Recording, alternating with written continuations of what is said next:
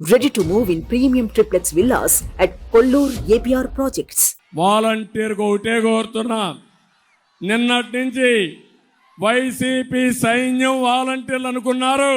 ఇప్పుడు వాలంటీర్లు పూర్తిగా ఎన్డీఏకి సపోర్ట్ చేసే పరిస్థితికి వచ్చారు, లేకపోతే తటస్థంగా ఉండే పరిస్థితికి వచ్చారు. ఇక్కడ ఉండే కార్యకర్తలందరినీ ఒకటే కోరుతున్నా, ఏ వాలంటీర్ కూడా వైఎస్ఆర్ కాంగ్రెస్ పార్టీకి చేయడానికి వీలు లేదు. ప్రజాసేవ చేయమనండి, మనం అండగా ఉంటాం.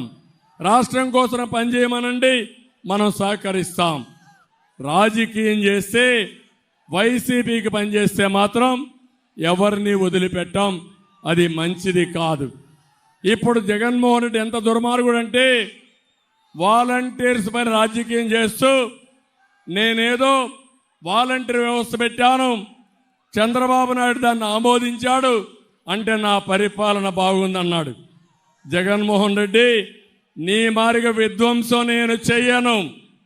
నువ్వు విధ్వంసం ప్రారంభించింది ప్రజావేదిక కూల్చి విధ్వంసంతో పరిపాలన చేసిన వ్యక్తివి నువ్వు. నేను ఆ పని చెయ్యను. నువ్వెక్కడన్నా ఉపయోగపడే పని చేస్తే అది కూడా రాష్ట్రానికి ఉపయోగించుకుంటాను తప్ప తప్పుడు పనులు చేయమని చెప్పి కూడా నేను మీకు తెలియజేస్తున్నా. ఎప్పుడు కూడా వాలంటీర్ వ్యవస్థను మేము వ్యతిరేకించలేదు. వాలంటీర్ల ద్వారా రాజకీయాన్ని మేము వ్యతిరేకించాం. ఒక పార్టీ సేవ చేయడానికి వ్యతిరేకించాం. అందుకే ఈరోజు మిమ్మల్ని అందరినీ కోరుతున్నా, వచ్చే ఎన్నికలు చాలా ముఖ్యం. ఈ ఎన్నికల్లో నేను ఒకటే మిమ్మల్ని కోరేది, మేము 3 పార్టీలు కలిసామంటే ప్రజల కోసమే కలిసాం. ఈ రాష్ట్రంలో ప్రజలు గెలవాలి, రాష్ట్రం నిలబడాలి. ఆ ధ్యేయంతో మేము కలిసాం.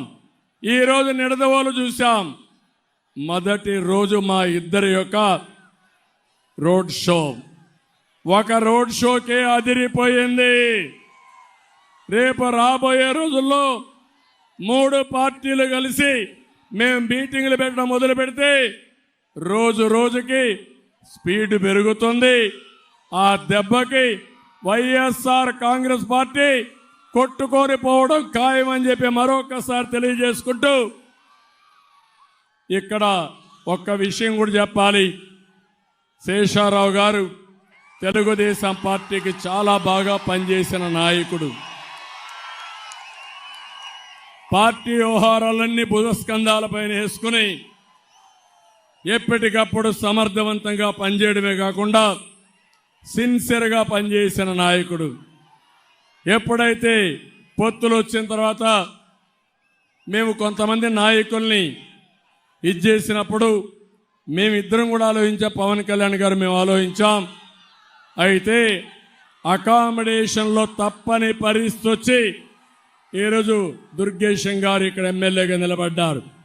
నేను ఆ విషయం శేషారావుకి చెప్పినప్పుడు ఎవరికైనా బాధ ఉంటుంది, కానీ అతి త్వరలో మళ్ళీ రియలైజ్ అయ్యి, సార్ మీరు చెప్పారు ఎన్డీఏ ముఖ్యం, కూటమి ముఖ్యం, రాష్ట్రం ముఖ్యం, నా సర్వశక్తులు ఉపయోగించి నేను దుర్గేశను గెలిపించుకొని వస్తాం. ఆయన కాదు క్యాండిడేట్, నేను క్యాండిడేట్ అని ముందుకు వచ్చాడు. మీ ముందుకి మనస్ఫూర్తిగా అభినందిస్తున్నాను. ఈ స్ఫూర్తి అన్ని దిక్కల్లో అన్ని పార్టీల్లో రావాలి. అదే మాదిరిగా ఈరోజు ఒక పక్క దుర్గేశం గారిని, ఒక పక్క పురంధేశ్వరి గారిని, ఇక్కడ బీజేపీ అభ్యర్థిని నేను ఒకటే మిమ్మల్ని అందరినీ కోరుతున్నా, వారికి ఒక కమిట్మెంట్ ఉంది. ప్రజలకు సేవలు అందించాలనే ఆలోచన ఉండే కుటుంబం నుంచి వచ్చిన వ్యక్తి. అందుకే నేను మిమ్మల్ని అందరినీ ఒకే విషయం విజ్ఞప్తి చేస్తున్నా, ముగ్గురు కలిసిన తర్వాత రాజమండ్రి పార్లమెంట్ 1 సైడ్ ఎన్నికలు జరగాల్సిన అవసరం ఉంది. నాకు అనుమానమే లేదు, గెలవడం కాదు, అతి పెద్ద మెజారిటీతో భారతీయ జనతా పార్టీ అభ్యర్థిని పురంధేశ్వరి గారిని గెలిపిస్తామని గట్టిగా చప్పట్లు కొట్టి హర్షాన్ని, ఆమోదాన్ని తెలియజేయాలి. ఇద్దరికి అదే మెజార్టీ రావాలి. ఈరోజు మీ ఉధృతంగా మీ చూశాను, మిమ్మల్ని చూసిన తర్వాత నాకు నమ్మకం వచ్చింది, రాబోయేది ఎన్డీఏ గవర్నమెంటే. అనుమానం లేదు.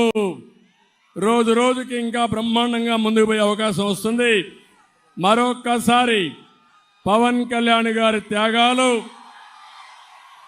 తెలుగుదేశం పార్టీ తీసుకున్న నిర్ణయాలు, బీజేపీ స్ఫూర్తి అందరూ అర్థం చేసుకొని అందరూ కూడా ఈ రోజు నుంచి 30 రోజులు మీరు కష్టపడండి.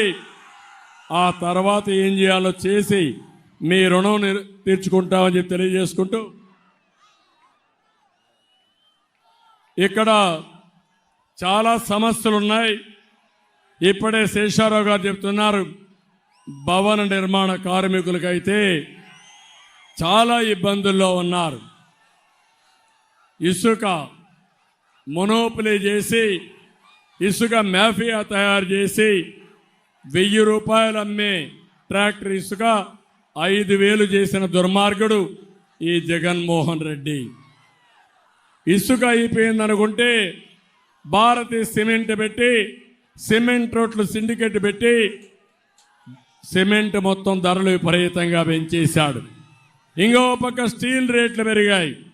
ఇంకో పక్క ఎప్పుడో పెట్టాం ఎన్ఏసి అని పెట్టి, ఏదైతే నేషనల్ అకాడమీ ఆఫ్ కన్స్ట్రక్షన్ పెట్టి భవన నిర్మాణ కార్మికులకు నిధి ఏర్పాటు చేసింది తెలుగుదేశం ప్రభుత్వం. ఆ డబ్బులు కూడా 1 రూపాయి ఇవ్వకుండా ప్రభుత్వానికి వాడుకునే పరిస్థితికి వచ్చాడు. భవన నిర్మాణ కార్మికుల సంక్షేమం పూర్తిగా నష్టపోయారు. మీ సమస్య మాకు అర్థమైంది. మీ విషయం కూడా మేనిఫెస్టోలో పెడతాం. తప్పకుండా భవన నిర్మాణ కార్మికులు 40 లక్షల మంది ఉన్నారు.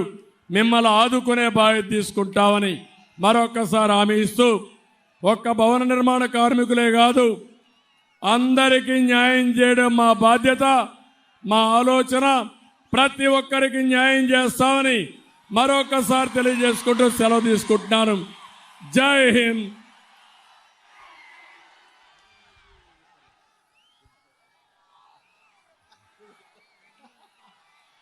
హలో ఏపీ, హలో ఏపీ, గట్టిగా చెప్పాలి మీరు. Hello AP.